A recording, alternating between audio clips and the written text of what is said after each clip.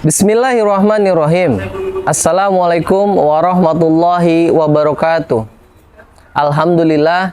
Alhamdulillahilladzi anzala sakinata fi qulubil mu'minin liyajdadu imana ma'imanihim.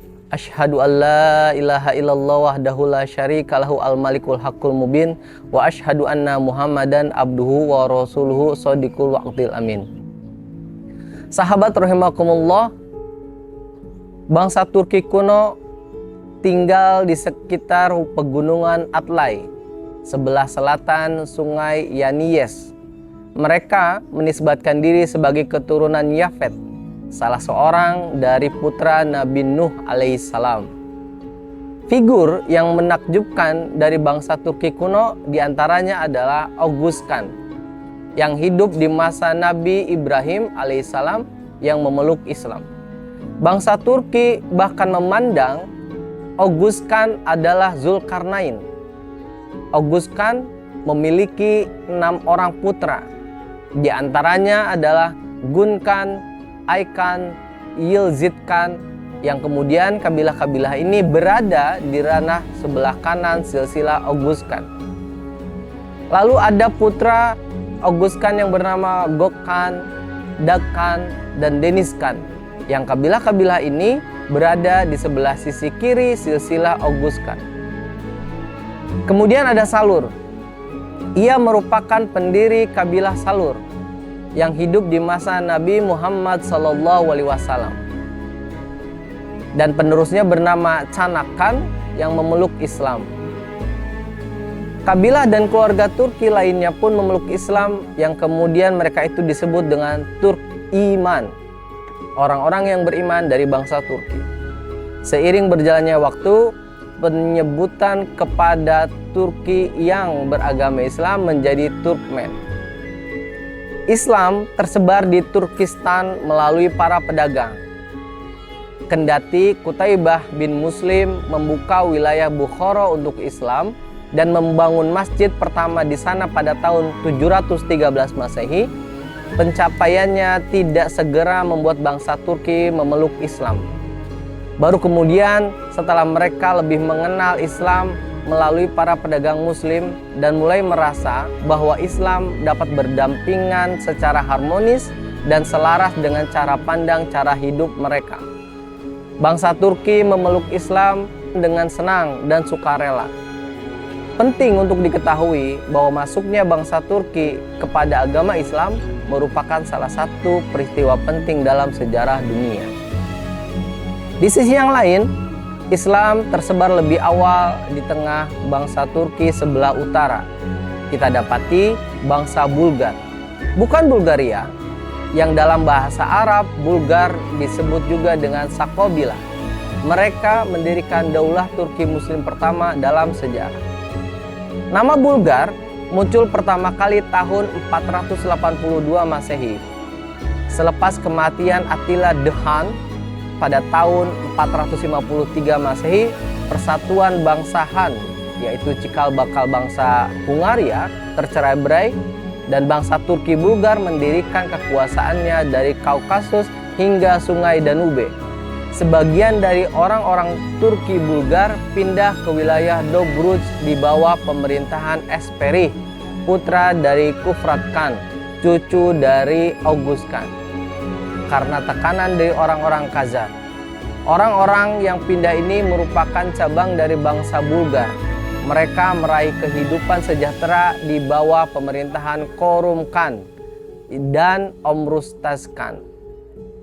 Pars Khan yang memeluk Kristen pada tahun 864 Masehi dan menjadi Boris Khan membuat orang-orang Bulgar di Danube memeluk Kristen.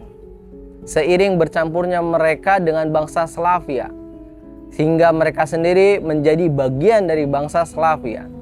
Sejumlah kata-kata berbahasa Turki masih terdapat dalam bahasa resmi Bulgaria sejak era pra-Islam, menegaskan kembalinya fakta ini bahwa Turki dan Islam telah masuk sejak lama ke wilayah tersebut.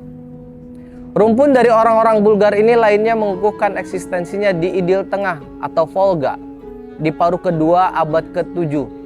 Sejumlah kota penting kala itu adalah Bulgar, Biler, Sufar, Osal, dan Tetih.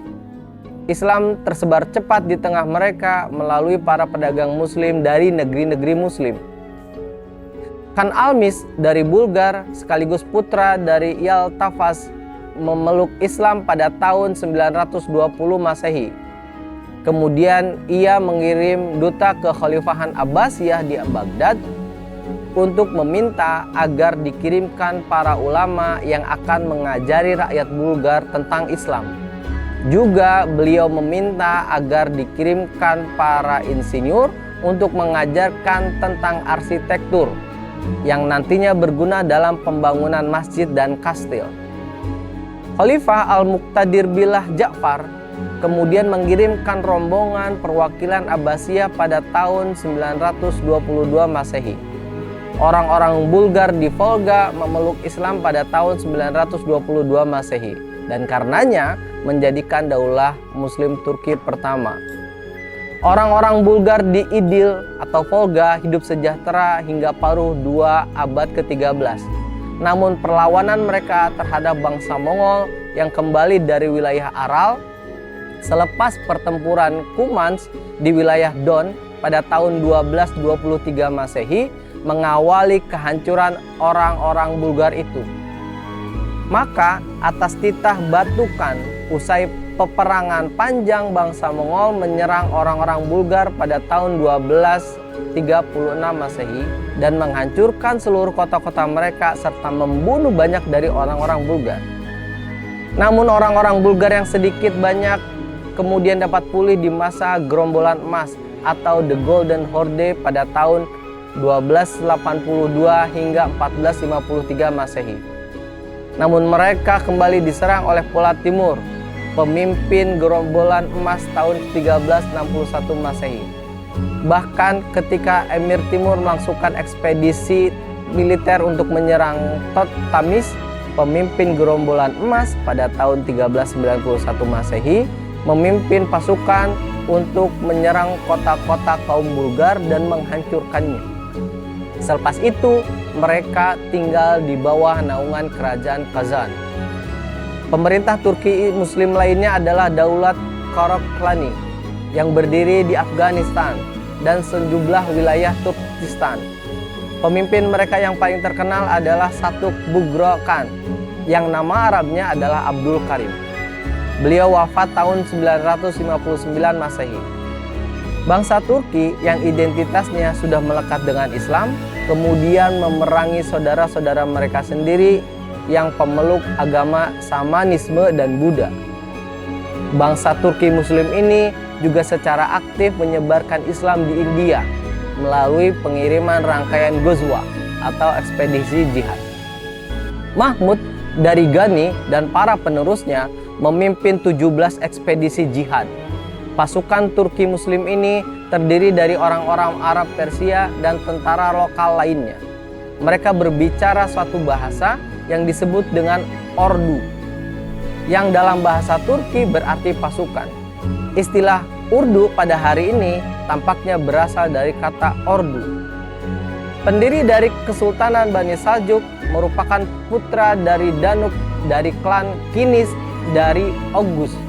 Sultan mereka Tugrul Beg, putra dari Mikhail, putra dari Selçuk. Sultan mereka Tugrus Beg, putra dari Mikhail, putra dari Seluk, berada di bagian depan pasukan saat menempuh perjalanan menuju Baghdad pada tahun 1059 Masehi dalam misi menyelamatkan kekhalifahan Abbasiyah dari konspirasi Syiah Buyi. Sebagai bentuk penghormatan kepada khalifah, Tugrul sendirilah yang menuntun kuda khalifah. Ia kemudian juga menikahi putri khalifah dan pada saat walimah berlangsung digelar pula tarian tradisional Turki. Kemudian khalifah juga memberikan otoritas keduniaan kepada Tugrul Beg dan menyematkan Tugrul Beg gelar sultan di depan namanya. Insya Allah kita akan lanjutkan kisahnya pada pertemuan berikutnya. Wassalamualaikum warahmatullahi wabarakatuh.